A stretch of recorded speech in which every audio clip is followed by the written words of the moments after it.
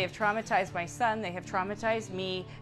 What was thought to be a single case was instead thousands. There's a problem. There's a pattern, is what this is. Thousands charged with a crime they didn't commit. Why? But I haven't drank anything. But I don't drink. I was shocked. And I told him, I said, you're making a mistake. People arrested for DUI, failing field sobriety tests, but innocent all along. So your blood work came back. Came back Completely sober. completely sober. It does happen. It happened to me, and I've seen it's happen to others. Resulting in financial ruin, I ended up broke, trying to prove my innocence. jobs lost, They fired me that Friday. You got evicted too? I did. reputations ruined. What's it been like to go through this when you're law enforcement yourself? Quite embarrassing. Even losing custody of their children. It was heartbreaking. I never ever wish this to happen to anybody else. And sorry, it's just so traumatizing. This is Sobering Problem, a WSMV4 investigation documentary.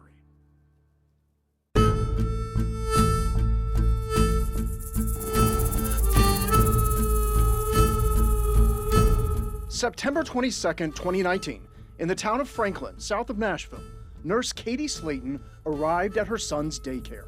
It was her first day off after working 41 hours over 3 days with COVID patients. Seeing her in the waiting area, a worker at the daycare called police.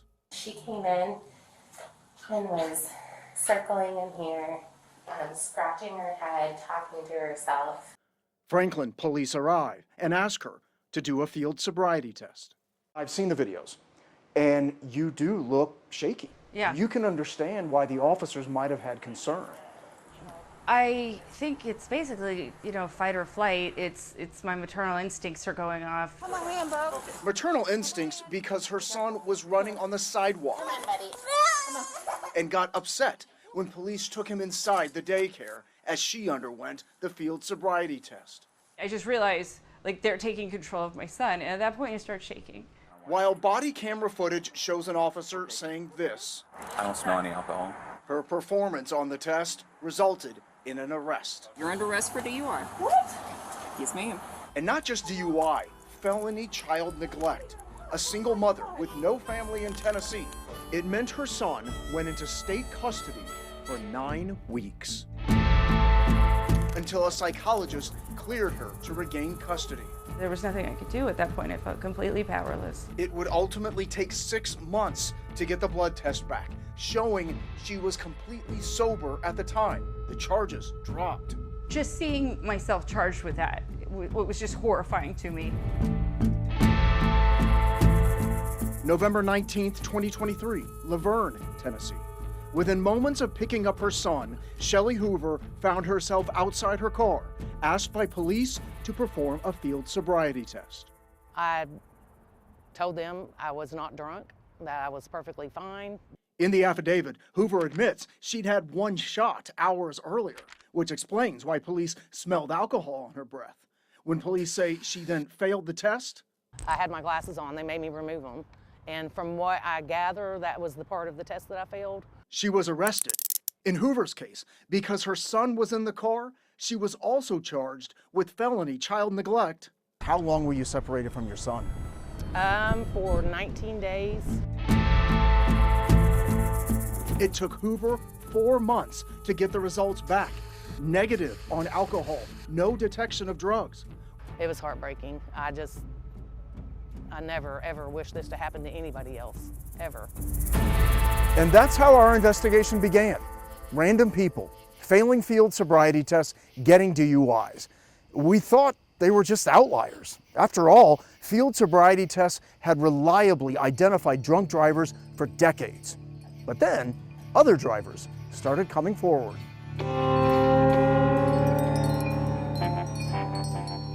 October 26, 2022, Murfreesboro, Tennessee. Body camera shows William Rose didn't perform well on his field sobriety test. We could smell some alcohol coming from the car. Not long after, Murfreesboro police put him in handcuffs. I was very cordial with them, but I was scared to death. Scared and confused because Rose was completely sober. I kept telling him, I said, sir, you're making a mistake. I have not been drinking. I'm not impaired. As Rose waited for his blood test results, he lost his job, his insurance, and racked up hefty legal fees. We lost close to $30,000 between legal fees and impound fees. 6 months later, when Rose's blood test came back, negative for both drugs and alcohol. It feels surreal. It's like a joke. In Clarksville, Tennessee, Bill Shank's DUI arrest was plastered all over a local media outlet. Shank says while months passed by, so did jobs. I lost 2 job opportunities because when you do my name and my city, my mugshot comes right up. When his blood test came back 5 months later, just like the others, it showed he was completely sober. You're under arrest, okay? Oh, gosh. No. You can see the astonishment on Jane Bondurant's face when she was arrested for a DUI in Franklin while she was sober. As the retired assistant U.S. attorney awaited the results of her blood test that would ultimately prove her innocence, she found out her insurance had been dropped. I just called the guy and said, "Is this because of the DUI?" And he said, "Yes." And the trauma lasted for months because it took for months to be resolved. All of their charges dismissed. The damage, though, already done. Is that acceptable? No, that's not acceptable. Jennifer Hall is the regional administrator of the TBI Crime Lab. There are times that our turnaround time was not acceptable. Hall says there's a backlog of alcohol and toxicology tests simply because the sheer number of DUI cases outnumber staff. It means innocent people watch their lives fall apart, waiting. I didn't even get an apology letter from Murfreesboro Police Department, saying, hey, yeah, we goofed up, we messed up. And this has destroyed my life.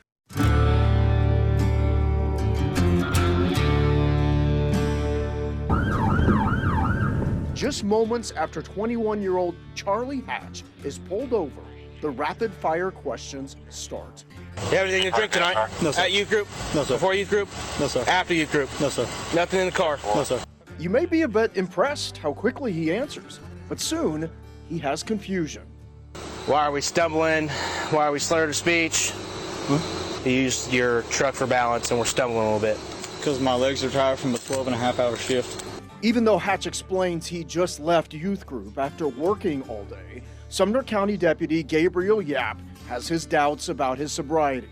The warrant reads after a Hendersonville officer saw Hatch cross the double yellow line 6 times, Yap notes Hatch had slurred speech and had to restart the walk and turn test. Well, flip count, right? Plus, Deputy Yap had asked Hatch a question that's required before a field sobriety test is given. We don't have any medical problems?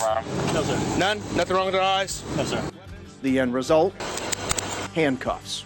Right now, you're being placed under arrest for driving under the influence. But here's where the events of that night take a turn.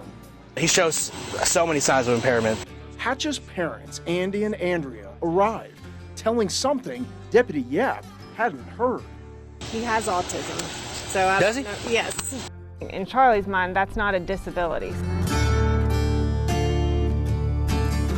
Seemed like you was all over the road coming out.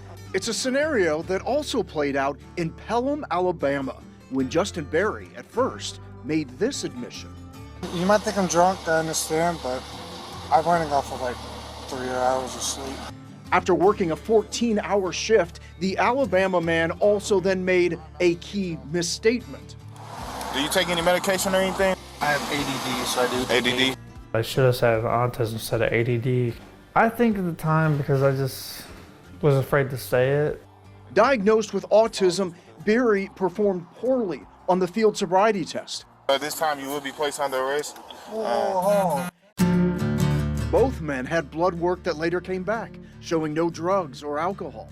But both now carry documentation like this in their cars. that their autism prevents them from performing field sobriety tests. Because of my autism, I'm at a disadvantage. I can't help that.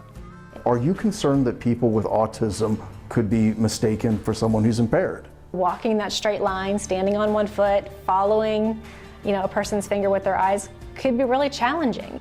Officers need more training. They need something so this type of thing just can't happen, and they just innocent people being thrown in jail for 10 hours when they didn't do anything wrong.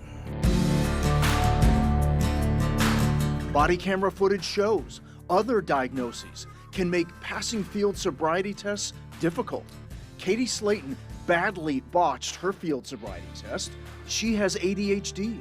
Lawyers across the country advertise how ADHD can be confused for a DUI. She's been taking Adderall. She has, ADD. Bill Shank has ADD and says it made it hard for him to follow the officer's directions. When your whole mind is like, this isn't real, it's like a dream. It's like Charlie Brown's teachers talking to you. And then there are physical challenges. William Rose is bow-legged. I have struggled with balance. I've been bow-legged most of my life. We're getting a lot of calls about your driving. You're all over the roadway. And watch what happens to Dean Binkley. It's not so much what he says. So then how come you're driving all over the roadway? But what Dean Binkley doesn't say that indicates something is very wrong. I don't remember anything. How much have you had to drink today? Drink? Alcohol. What have you taken today? Medication. What kind of medication? Diabetes medication. Moments later, it is clear Binkley is in no shape to drive. You're going to be going to jail right now for DUI, okay? I'm not DUI. You're extremely DUI. You can't even stand up.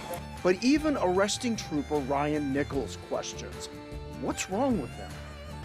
I don't know what to do now. I'm confused. Confused because of what Binkley says once he's under arrest. I need sugar. You need sugar? Yes. Are you low on sugar? Yes. Turns out Binkley was coming home from his doctor when his blood sugar levels crashed. What's it like when your sugar gets that low? I'm just like I'm drunk. It's something that paramedics confirm can happen to diabetics who are low on sugar. Because it'll mimic a stroke, forgetfulness, slurred speech, all of that. Once again, Nichols questions what he should do. But I haven't dealt with something like this yet, so I don't know if I don't want to make a bad call when he just needs medical treatment. Binkley believes the call should have been clear because, like Nichols, he's not only arrested drunk drivers while working as a sheriff's deputy. So how many DUI arrests do you think that you've made? Oh, in my career, 100 or plus. But he was also educated on how to respond to diabetics. I went through the academy when I was 21-year-old. I was taught dealing with diabetics then. I have not.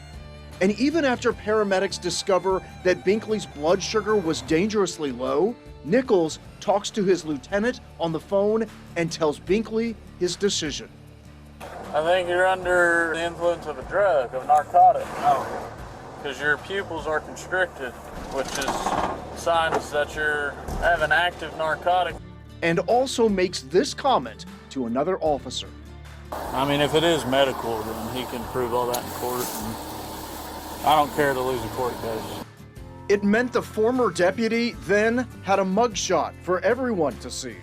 A cloud of suspicion he lived under for 7 months until his blood work came back and the charges dismissed. The order reading, no substances were shown in the defendant's system. What's it been like to go through this when you're law enforcement yourself? Quite embarrassing. Quite embarrassing.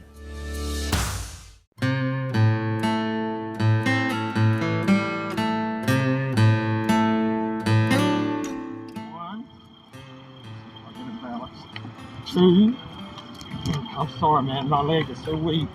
What happened to Roger Lewis shows how damaging officer inexperience can be. 3, 4. After he called for help to Mount Juliet police, reporting that he'd been scammed, Officer J. Kirkpatrick noted in his reports an open container of alcohol and keys in the ignition of Lewis's car. So you haven't had anything else to drink besides one beer? No, that's it. Okay. Well, would you be willing to do some field sobriety tests? Well, yeah, absolutely. But before the field sobriety test was even given, Lewis acknowledged this. Do you have any other medical conditions I should be aware of before I do these tests? Oh, I have real bad neuropathy. Okay. Now keep in mind, I've had 6 total knee replacements. I will. Health challenges so bad, he has a disabled placard in his car. Look, even the training manual for performing field sobriety tests, assembled by NHTSA, cites that officers should be alert for potential medical conditions that may mimic drug or alcohol impairment. Still, Officer Kirkpatrick instructs him to do a field sobriety test where he must use his legs. Sorry, man, I have neuropathy like crazy. I told him I was going to fail it. Kirkpatrick also gave Lewis what's called a nystagmus test, which checks to see if you have an involuntary jerking of your eyes, which can indicate high doses of alcohol. After then discovering pain medication in Lewis's car, the officer makes his decision. Put your hands behind your back. You're gonna be under arrest for DUI. But there's something else that Officer Kirkpatrick didn't tell Lewis that he did say to his fellow officer. Listen. So this is my first DUI. A first DUI investigation, leaving the Hendersonville man fearing his disability would result in a conviction of drunk driving. I'm the music director at my church in Gallatin. This would have destroyed me. My credibility would have been destroyed. Months later, the blood test would come back, showing negative for alcohol. There was pain medication in his system, but this letter from Lewis's doctor from June states he only takes the medication at night, and it will not impair his capabilities to complete tasks. The DUI charge was nolly, meaning prosecutors opted not to move forward. Kirkpatrick's deputy chief at Mount Juliet Police declined our request for an interview and wrote in an email that the officer was right to arrest Lewis. Quote, body-worn camera footage supports what the toxicology report already suggests. This person should not have been driving. I shared with you what the police department said. What do you make of what they said? It's disappointing because I understand you have to protect your officers. Steve Thompson is a former state trooper in Louisiana who received the state's DWI award for 4 years. He's now a professor of criminal justice. We showed him the body camera footage of Lewis's arrest, asking, should someone with an identified disability who states that they have a condition that impairs their ability to walk go through a walk and turn test and stand on one leg? He says, no, there are other tests that should have been given, such as citing the alphabet starting from a certain letter. It's been my experience that most officers who administer these field sobriety tests do not do it properly. Thompson says it's the nystagmus test that was also botched. He says in checking for involuntary jerking of the eye, the officer's finger should continuously move from side to side, not stop. Watch how often Officer Kirkpatrick stops in the middle and starts again. I'm sorry, but it was a pathetic excuse at a nystagmus test. Lewis says while awaiting his blood tests, he went back to watch our Sobering Problems investigations and found an unexpected kinship. It was very hard to watch. It's very emotional because with each person that you interviewed, I knew exactly how they felt. And there's something else about Roger Lewis. He was 65 at the time. The NHTSA manual specifically states the original study that field sobriety tests are based on reads individuals over 65 years of age or people with back, leg, or inner ear problems had difficulty performing the walk and turn test. Keep that in mind when you meet 75-year-old David Dutton. Look, there's even a disabled placard on his car. He repeatedly stumbles during the field sobriety test. I'm just out of balance. Gotcha. But Dutton also acknowledges his medical problems. He's diabetic, hadn't taken his insulin that night, and suffers from a slipped disc. So you've been dealing with a disc for 45 years? Oh, yeah. Even though the deputy notes Dutton says he does not have any other physical restrictions, Dutton's son says his 75-year-old father forgot to mention one major issue. My dad has had vertigo for 10 years. Still, Dutton was given a standard field sobriety test, which he failed. He was arrested for DUI and jailed. 5 months later, his blood work came back, showing he was completely sober. The stress level was really bad, and I thought, wow, this is actually how I lose my dad. You know, I thought he would have a heart attack. Put your hands straight out beside you. Jane Bondurant can sympathize. She was 71 when she was asked to perform a field sobriety test. Listen to what the arresting state trooper admitted as her friend recorded the arrest. You're under arrest, okay? Oh, gosh. No. What kind of impairment, sir? Stay back. What kind of impairment? I don't know. I'm in shock. Are you really arresting me? And there's another error captured by body camera. Watch what the state trooper observes about Stephanie Fair. There's a very distinct odor of alcohol that comes from either a person or inside the vehicle. Right. Okay. I understand, but I on my life, I don't drink alcohol. I just ate. In fact, security video showed right before she was arrested, she was getting ice cream. He clearly states he could smell the odor of alcohol beverage. Yeah, that, when he said he could smell it, I know this is corrupt. This is completely wrong. It's unclear what exactly the trooper smelled because no alcohol was found in her car, and her blood test, negative for alcohol. Police documented that they could smell alcohol in William Rose's car, too. Post-COVID world, I grabbed some Purell and put some hand sanitizer on. And in Bill Shank's car. Said the car smells like alcohol. But Shank is an Uber driver, and at the time he was arrested, his passenger in the back seat had been drinking. And there's something so many of these sober drivers asked for, begged for in some cases, that they knew would at least partially absolve them, especially when police officers make mistakes. Is there any way I can do a breathalyzer and just... We don't do breathalyzers, sir. Can you give him a breathalyzer? Man, we don't do breathalyzers. I asked for a breathalyzer, they refused one. They said, we don't do them in Murfreesboro. I wasn't drunk and I asked for a breathalyzer. They said they didn't do breathalyzers. We found across the state of Tennessee, many police agencies stopped using breath tests. None would do an interview with us, only issuing similar statements, including this one from Laverne Police. Laverne reading, they haven't used breathalyzers in years, as blood draws have become the accepted and preferred practice in suspected DUI cases, adding that blood draws allow investigators to not only check blood alcohol levels, but also to check for drug use that can impair a driver. You're aware that police departments aren't using breathalyzers as much? Yes, we are aware of that. Do you know why? A lot of them will tell us they do not trust the result. But where's that coming from? You're the scientist. You would know this. I have no idea. Jennifer Hall is the regional administrator of the TBI Crime Lab. The TBI provides free breathalyzers to police departments across the state. Why is there a perception in law enforcement that it's not as accurate as a blood test? I have no idea. Hall says breathalyzers are just as accurate as blood draws.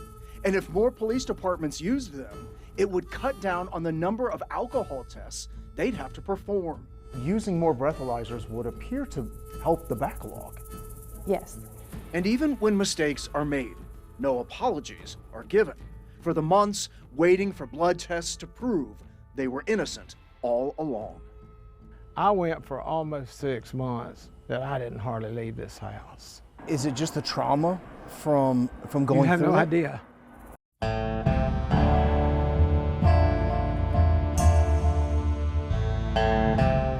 Performing a field sobriety test is not what Jeff Adams expected last September as he was heading to his job as a teacher in Brentwood.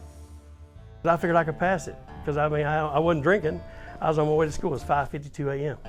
Video recorded by an officer shows Adams didn't do well standing on one leg. Still, Adams couldn't believe what happened next. Listen. Sir, I have not drank a can. I don't drink. don't smoke, I don't do drugs. And Adams wasn't lying. 4 months later, his blood test results show no alcohol, no drugs. But the arresting officer, Noah Warner, wrote he showed several signs of impairment. It was the most traumatic experience to know that I'm being arrested. I'm about to be fingerprinted, mugshotted. All the man's got is his reputation and his name. And it's getting smeared, and I didn't appreciate it. Chokes you up a little bit. It does. Arrest reports then revealed Officer Warner had also arrested 2 additional sober drivers for DUI. There's a problem. There's a pattern, is what this is.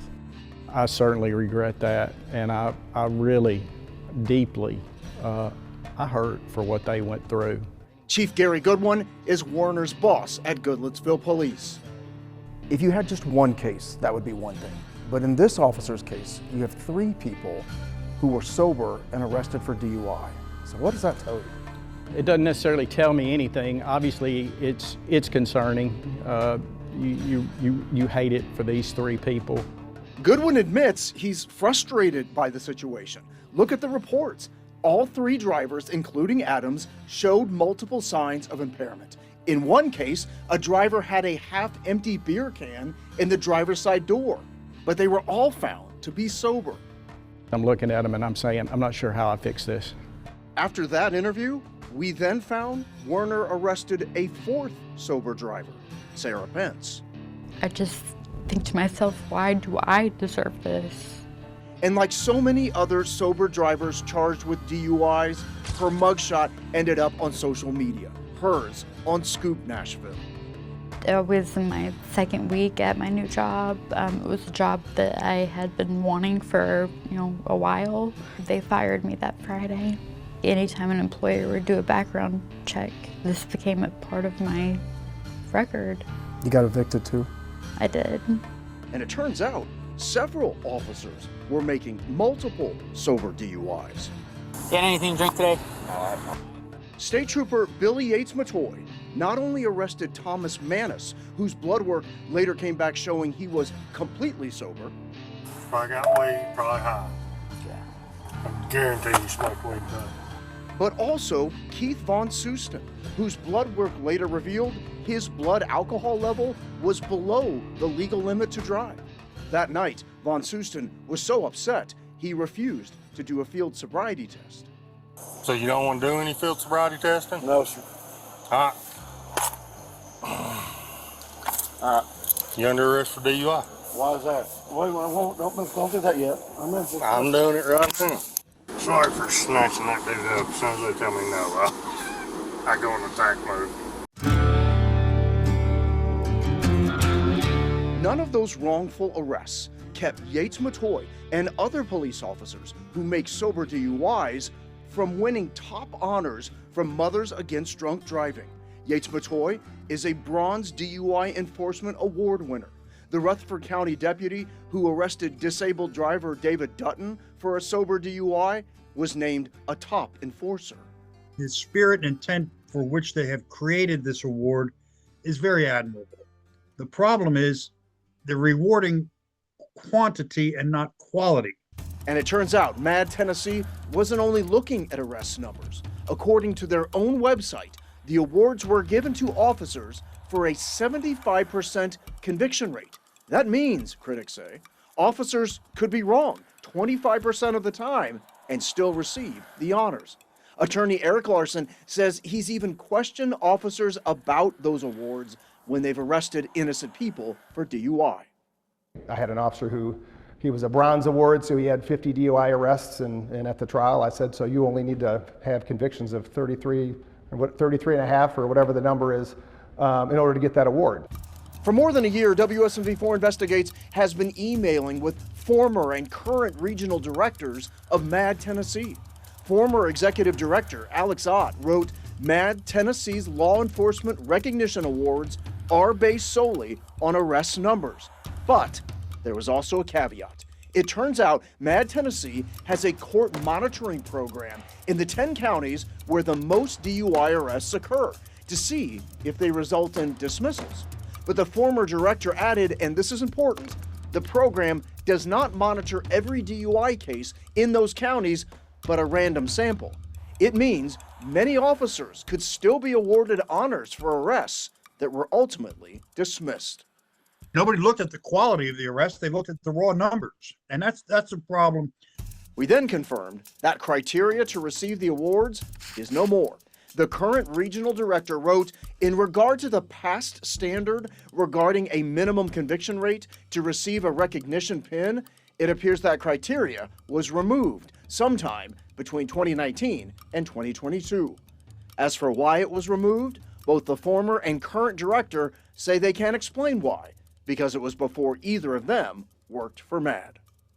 From the very beginning of this investigation, we wanted hard numbers, but we quickly learned they didn't exist. Not police, not state agencies, not district attorneys. Nowhere across the state or anywhere across the country was anyone compiling data of how often sober drivers are arrested for DUI. That is, until lawmakers started watching and the wrongfully accused started lobbying.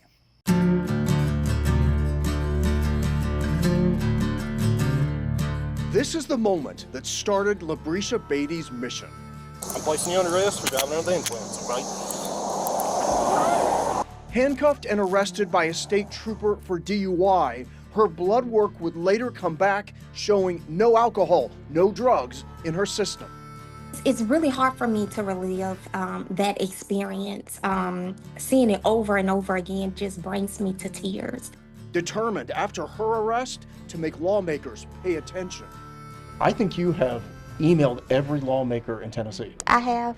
Not just emailing, going in person to meet with lawmakers and staff.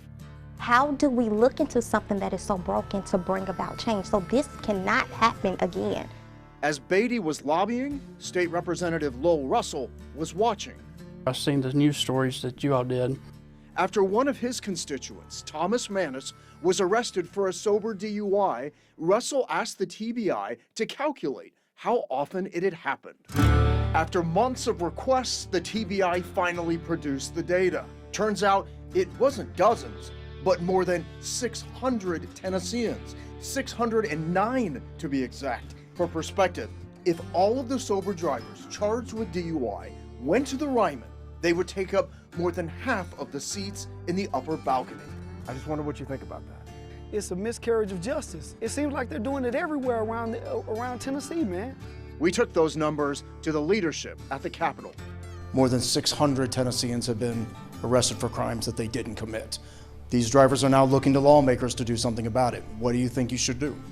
Well, I mean, I think what you do is you look at the overall number. My understanding is the 600 makes up less than 0.5%. When you do the field sobriety test sometimes, maybe it's right, maybe it's not. It looks like 99.5% of the time it is accurate. I'd ask them to put the shoe on the other foot. If their child got arrested for DUI and they were completely sober, would they think the same way? I don't think they would. Senate Bill 1166 stems from a year-long investigation by WSMV's Jeremy Finley. Despite Republican leadership's reaction, Senator Ramesh Akbari introduced a bill sparked by the stories she's seen on WSMV4, knowing the 609 arrests didn't include cases like Labrisha Beatty, who was arrested after that data set was created, showing it was still happening. This was a really big deal in the media. The young lady who contacted me was devastated. Akbari's bill would require the TBI each year to not only document how many sober people are arrested for DUI, but which police agencies are making the arrests. Information we'd never had before. What we want to do is actually find out what's really going on. Like, is this a widespread issue? Is it limited to certain regions? While the TBI was calculating the data, we continued to document new cases, finding sober DUIs happening all over the state. Then, the TBI released its first batch of new data, showing 419 sober drivers were arrested for DUI in 2024 in Tennessee. I think this just confirms that something does need to be done about, these improper DUI arrests. And the TBI had more data to release. Originally, the TBI told WSMV4 Investigates 609 people were arrested for DUI between 2017 and 2023, whose blood work later showed they had neither alcohol nor drugs in their system. But the TBI clarified those numbers, saying instead of 609, there were 2,218. So if you add the new sober DUI arrest from 2024, which was 419 cases, the total in this time frame is now 2,547 innocent people arrested in Tennessee for a crime they didn't commit. I think it's important now that we have accurate numbers. Obviously, I'm not going to say it was anything malicious, but I do think the legislation we passed last year kind of forced a deeper look at the numbers to make a jump from about 600 or so cases from that period of time to over 2,000. Really does highlight this is something that needs to be addressed. I asked the TBI, how did this miscalculation happen? Their spokesman responded, "We certainly wouldn't consider this a miscalculation.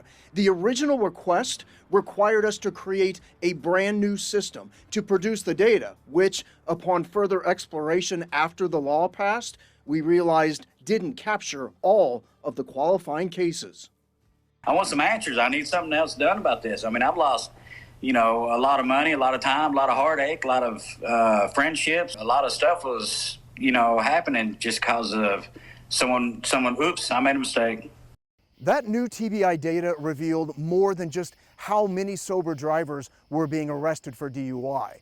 For the first time in the year 2024, they were able to compile which police agencies were making the most sober DUIs. And it was very clear there was a problem within the State Highway Patrol.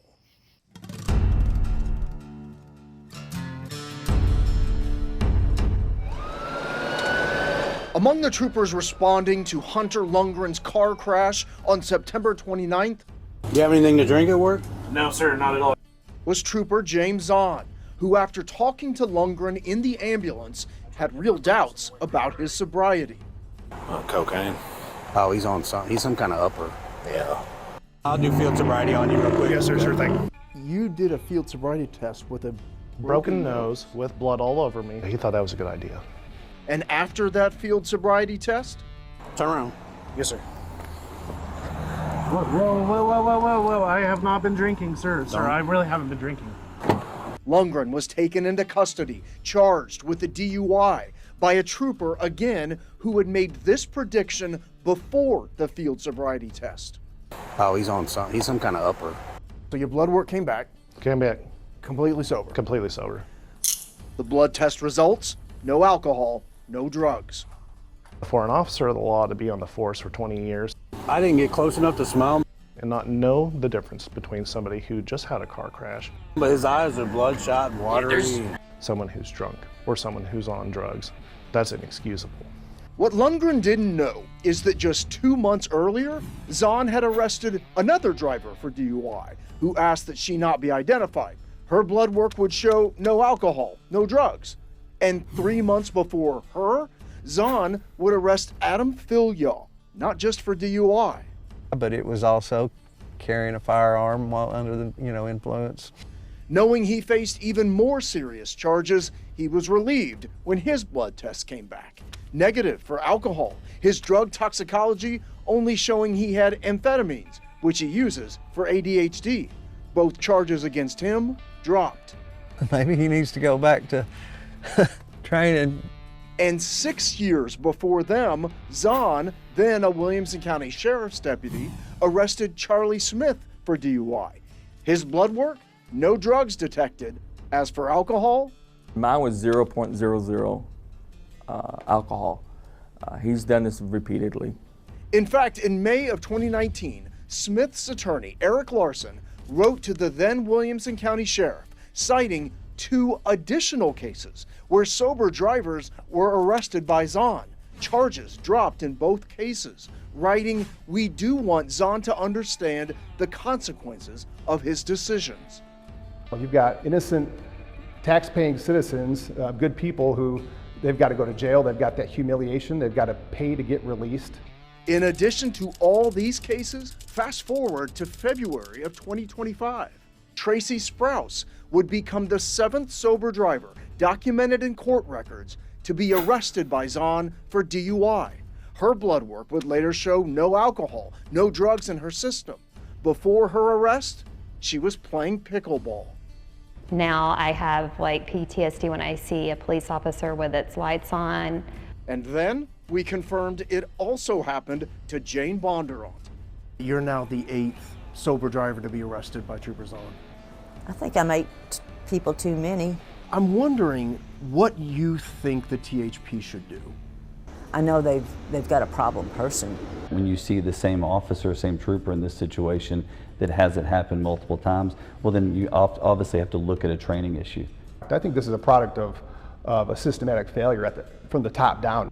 You're putting a lot of trust in the people. At the top of the THP is Colonel Matt Perry.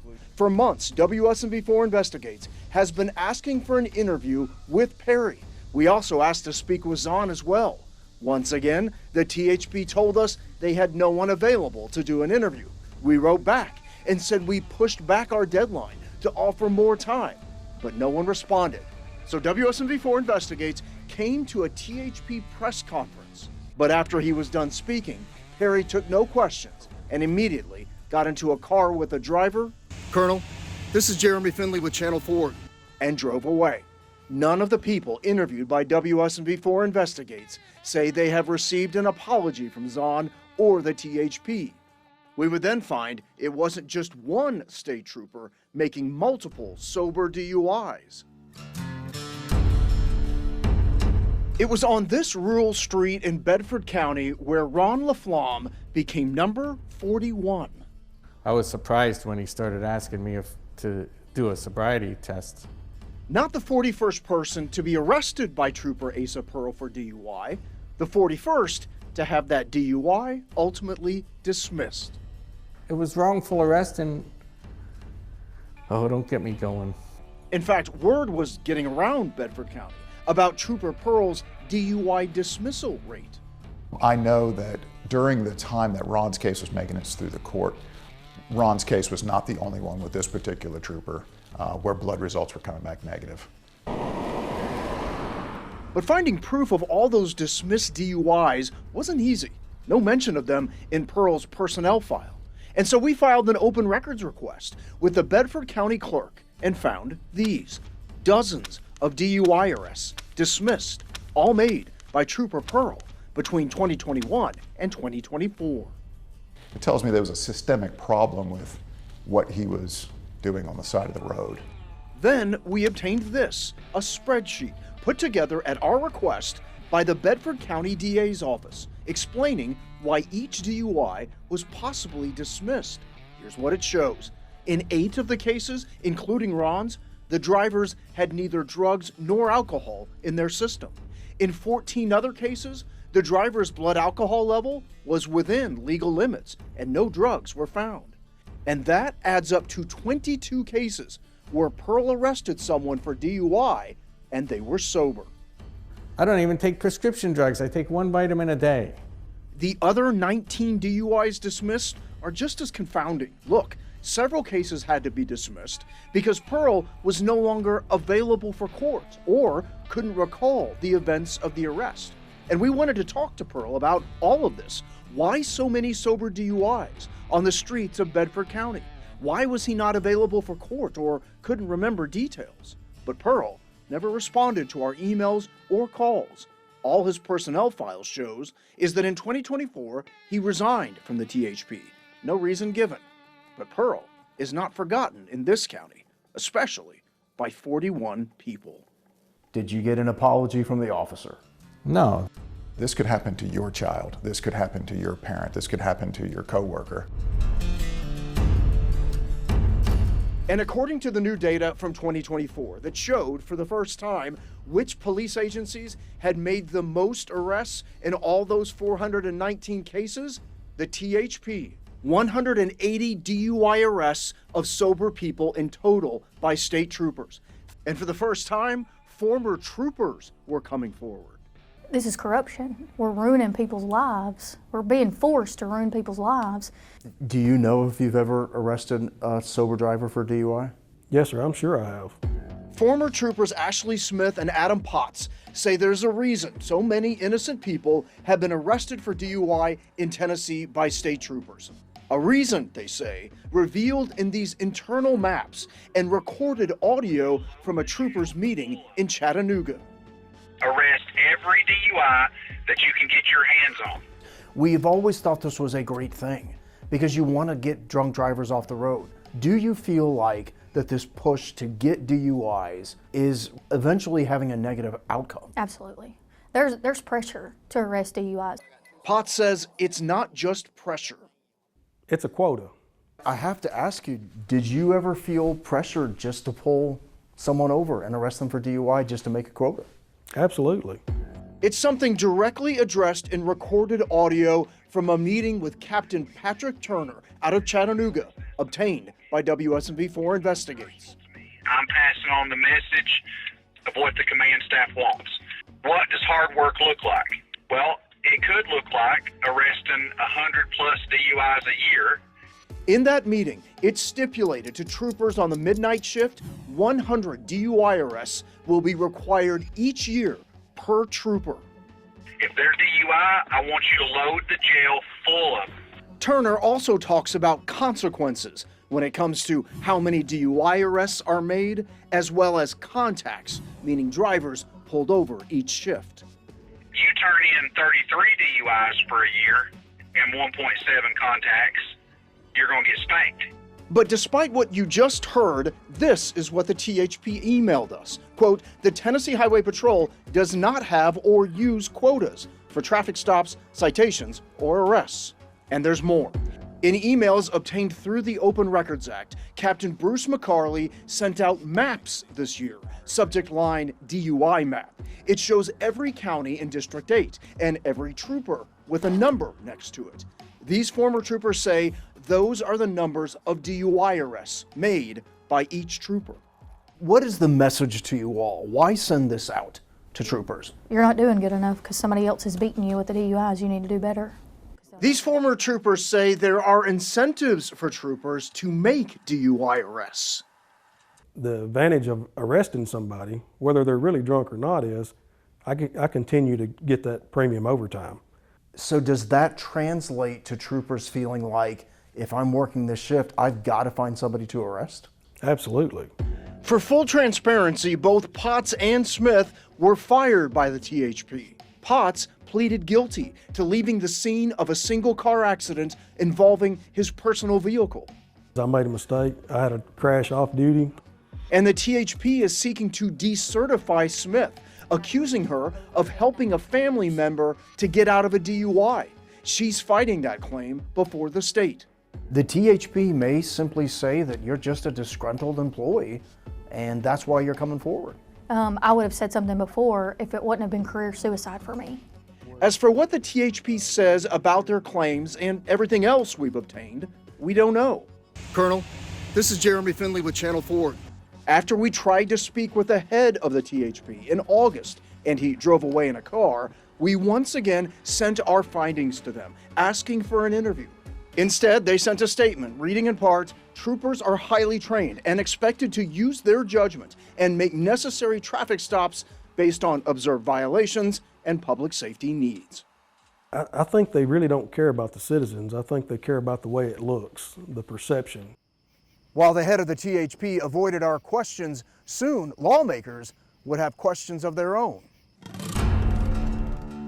There was some news articles that were forwarded to me, and it has to do with people being stopped and actually arrested for DUI, but there was no evidence of that. There's certainly no quota like some of these articles have pushed. Colonel Matt Perry says his agency is reviewing DUI arrests, where the blood work later came back and showed no alcohol or drugs, and so far found this. We've not had one that they said, yeah, this was somebody that probably shouldn't have been arrested. So do you think all of these people that have been arrested actually were not sober? I can't answer that. I haven't reviewed all of them, but none have made it to me saying anything different. Perry says that the TBI blood tests don't test for every drug, but in all of the cases we've uncovered, when the TBI blood work comes back clean, the DUI charge is dropped. They're not sober driver. They might have come back with nothing from the TBI lab in their system, but that doesn't make them a sober driver. I've interviewed these people. They were sober at the time that they were arrested. There were no drugs or alcohol in their system. And your agency is showing making the most of these arrests. We do not want anybody arrested, charged, that hasn't committed a crime. So I'll say that. If it sounds confusing, Perry testified today that the field sobriety tests that the troopers are performing indicate the driver is intoxicated. But ultimately, if a drug test or an alcohol test comes back negative, then the court system throws the case out or dismisses or pleads it to a lesser charge.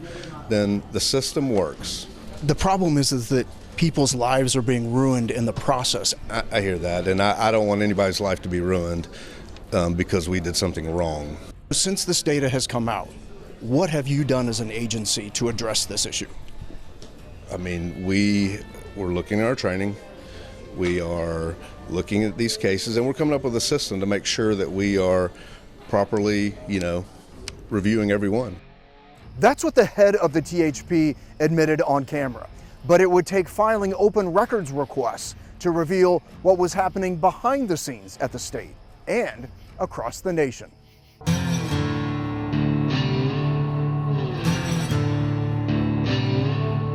It's June 26, 2025, and Nashville Sergeant Andrew Perez, seen here on Facebook, knows what WSMV4 Investigates has been reporting, how troopers have been arresting sober drivers for DUI and getting sued.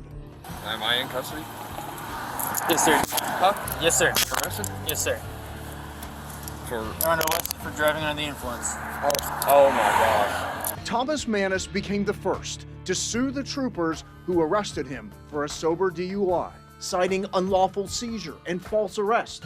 The THP responded in court, denying that Mannis's arrest was unlawful. Court records show the case was dismissed, and the Tennessee Board of Claims confirms to WSMV4 Investigates they approved a settlement, paying Mannis $75,000. Why do you think people are turning to lawsuits now? Well, I think that DUIs have a real social stigma attached to them. That lawsuit opened the door for more federal lawsuits against troopers from the very people who first told their stories to WSMV4 Investigates, including Labrisha Beatty and Jane Bondurant.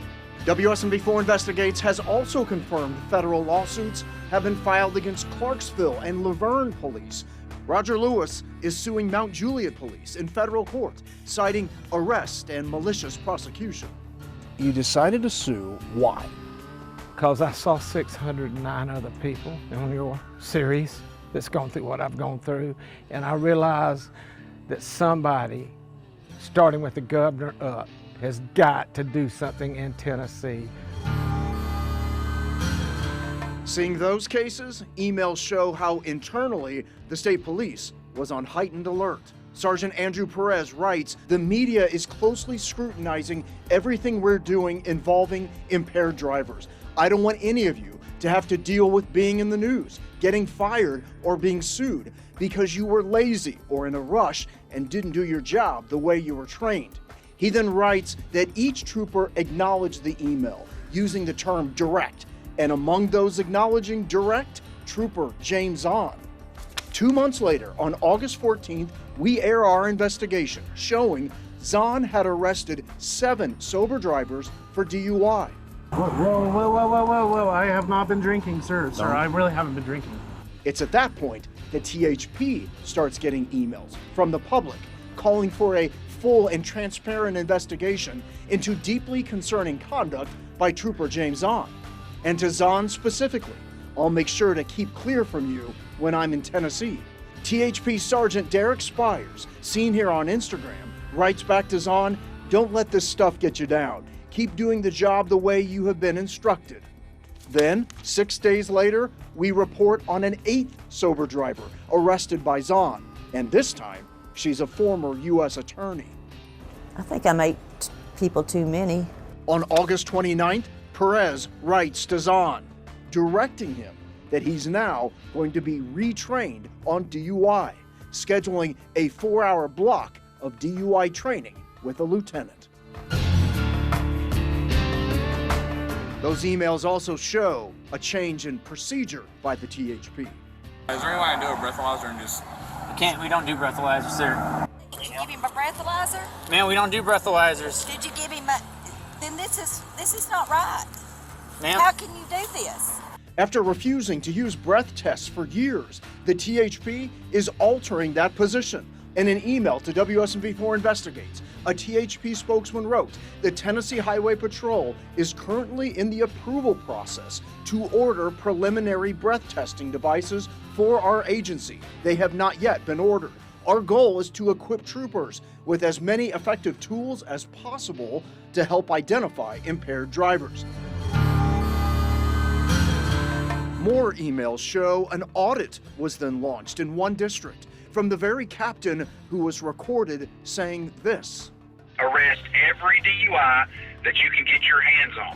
While the THP is no longer responding to questions from WSMV4 Investigates, we did obtain emails through the Open Records Act from Captain Turner in 2025. And they reveal, in the wake of our sobering problem investigations, the same captain who urged troopers to make DUI arrests implemented an audit of what's called double negatives, meaning people were arrested for DUI, but were later found negative for alcohol and drugs. The emails show those audits repeatedly resulted in DUI refresher trainings for troopers who made sober DUI arrests. One sergeant writing to Turner, I am aware of this and how much we are under the spotlight right now. It needs to start at the THP Academy. I am not sure what type of training they are getting there. I am not speaking badly at the academy. I just think things may be a bit rushed there. That audit is underway as sober drivers like Stephen Smart add up what their DUI arrest cost them. Look how much he had to pay his lawyer to defend the charge. Well, obviously it hurt a lot. You know, I mean, I had a little bit in savings, you know, and I had to put the rest on a credit card. While the state dealt with the fallout, WSMV4 Investigates decided to expand our investigation to the nation. Using lawsuits, police, and news reports, WSMV4 Investigates found sober people in all these states saying they were arrested for DUI, including in Hawaii. I do detect the odor of alcohol. Drink it off. In Florida, Allie Cupilo's blood work came back showing she was completely sober when she was arrested for DUI. And in Iowa, William Penn University football player Taven Galanakis is suing the Newton Police Department for arresting him for DUI while he was sober, even after he blew 0 on the breath test. But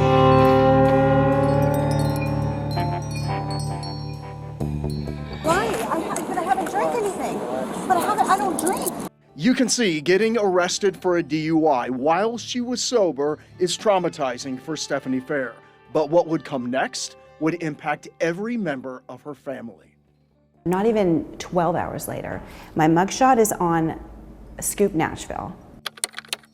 Fair's mugshot was posted to the Instagram account of Scoop Nashville, a site infamous for posting the photos of people charged with crimes. But Fair's arrest got more than 1,500 likes. Why?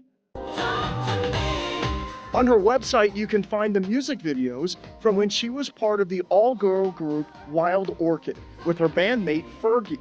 She'd later go on to appear on Bravo TV for a reality show on Los Angeles mothers. She's married to Ron Fair, the Grammy Award-winning former president of A&M Records, described as a music mogul in Scoop's article. But it wasn't just Fair and her husband who were named in the post. And there was also another aspect to it that was very mean-spirited and dastardly and unacceptable, which was the tagging of our children. Following that post, the phone call started from St. Petersburg, Florida, and the Fairs would find there are whole industries profiting off sober DUIs. This is so-and-so from Reputation Defenders, and it was straight up extortion 101. Hey Ron, we see your wife's mugshot on there. Yeah, that's got to be terrible for you with your profile and stuff. And we're able to take that down for the fee of $12,500. A lot of people don't understand how there's a business behind this. This is a racket. Everybody's connected to everybody. The fairs rejected the calls. I'm not paying anybody to take anything down. There is a reputation management company called Reputation Defender. But in a statement to WSMV4 Investigates, they have no record of reaching out to Ron Fair, saying they don't contact people following an arrest, and they believe someone may be impersonating the company. But that wasn't the only way someone was trying to profit off the DUI arrest of a woman whose blood work would later show was completely sober at the time of her arrest. Hey, it's Jason from ScoopNashville.com. That's me. The fair's attorney says the owner of Scoop Nashville, Jason Steen, agreed to take down the mugshot for a price. In Stephanie's case, he had initially quoted $10,000, but he said as a favor to me, he would give us a discount to $7,500. While the fairs rejected the offer, Ben Rabin says many of his clients have paid. Even if the case got dismissed, he would not lower the charges. They would want thousands and thousands of dollars. One Kentucky man even sued, claiming Steen failed to take down details of a dismissed criminal charge, stating in the lawsuit Steen attempted to extort money from him in exchange for removing false information published on the website. The court awarded that man more than $300,000. Do you think that this really kind of straddled the line of extortion? It's hard to think of it as anything other than extortion when you're charging such an exorbitant amount of really what you think a person might be willing to pay. To make this even more complicated, Steen died in 2024. Even though if you go to Scoop Nashville's website, you now get an error message, the social media posts remain, meaning Fair's mugshot post can easily be found, even though the charge was dismissed. Now that Jason Steen has passed away, nobody really knows what's happening to all the content. And it's not just removing mugshots that can make someone money. Attempts have been made to reach you to discuss your agreement with the tax law. For Shelley Hoover, the calls keep coming. You are in violation of the terms and conditions of the contract. And coming. You must contact the tax law collections department. And they called me relentlessly. They called my work. They've sent me emails. There are collections calls coming from Intoxilock. They're a Des Moines, Iowa company that leases ignition interlock devices to prevent accused drunk drivers from reoffending. Hoover was charged with DUI last November and was court-ordered to have one of the devices installed in her car. She says the court didn't tell her, though, she'd have to sign a contract to lease the equipment with Intoxilock for a year. They never told me I would have to sign a contract. Not only do you have to pay to have it installed, look at the other charges. $82 at the signing of the lease, $117 in other charges, and nearly $50 every 2 weeks. I'm a single mom. I wasn't even receiving child support then. It was absolutely terrible. 4 months after her DUI arrest, her blood work showed she was completely sober. You were innocent the entire time? The entire time I was completely innocent. I didn't do anything wrong. And you had to keep paying? Yep. Every month? Yes, sir. And there's no way to get your money back? No. They had to pull all this out. Angie Blankenship says the entire dashboard of her SUV had to be removed to install the Intoxilock device after her DUI arrest. After making payments for months, her blood work showed she was below the legal limit of alcohol, and the charges dropped. But she had to pay again to have it removed. Yeah, they charged me $200 more to take the device off of my car. I mean, I'm not rich by no means. And I asked my attorney, I was like, well, can I get my money back? And she said no. And for Hoover, even after her DUI dismissal, Intoxilock keeps trying to charge her. She claims the company said she violated her contract by never showing proof that her driver's license had been reinstated. There's just one problem with that. My driver's license was never suspended, and they started charging me $300 a month for breaking the contract. For weeks, we've been emailing Intoxilock. We also emailed an attorney representing the company in an unrelated lawsuit. No response from either. And I sat on the phone for a half hour with the company, ultimately being told I'd need to talk to human resources. For these innocent drivers, knowing they weren't guilty the entire time and having to blow into a device just to drive was troubling enough. It's embarrassing to do it in front of my child. But what they lost financially is still something they're recovering from. I want my money back. Seeing our reporting, some of the top experts in the science of field sobriety tests started reaching out, challenging the validity of the test itself.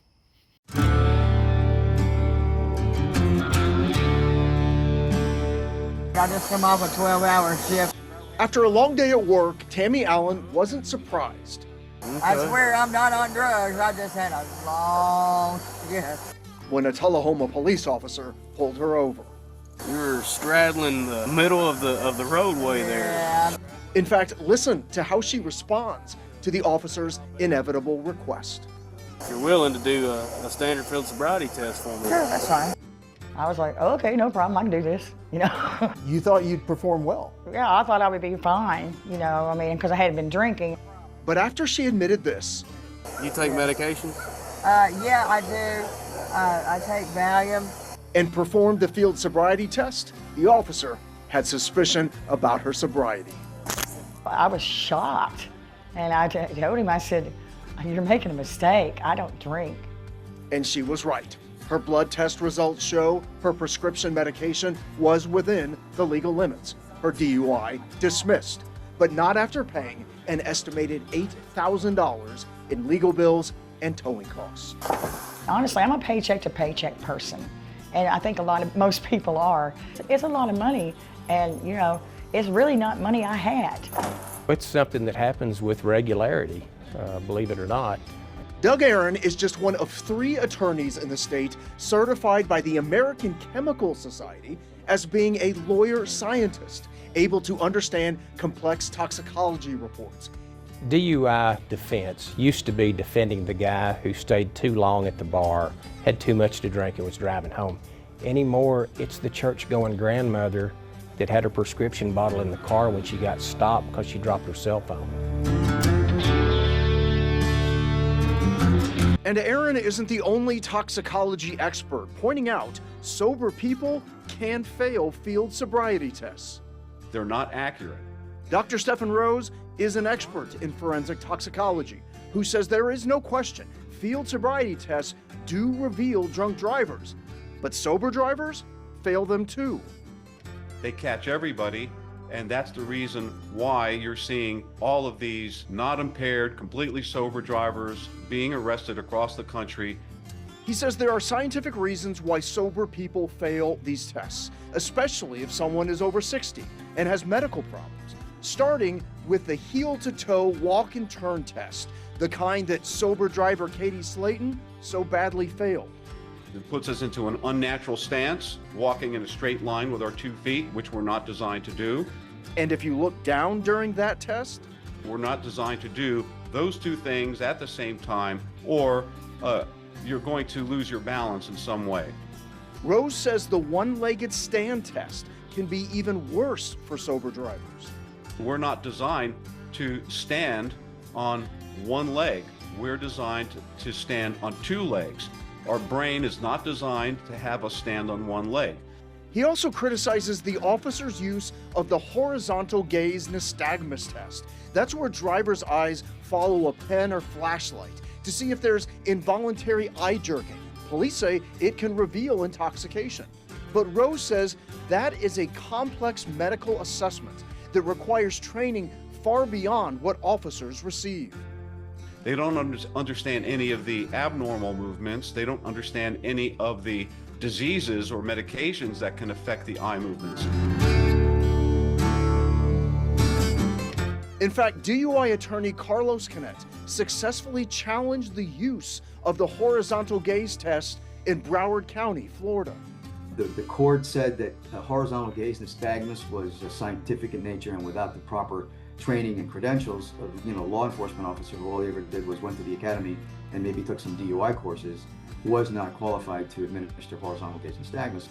Drug recognition expert Joshua Ott points to studies like this one in the Journal of Forensic Toxicology and Pharmacology that found a 26% false positive rate when the tests were used. Sober people can't do those tests. And so I think it's something that they can be just difficult for a normal person to do.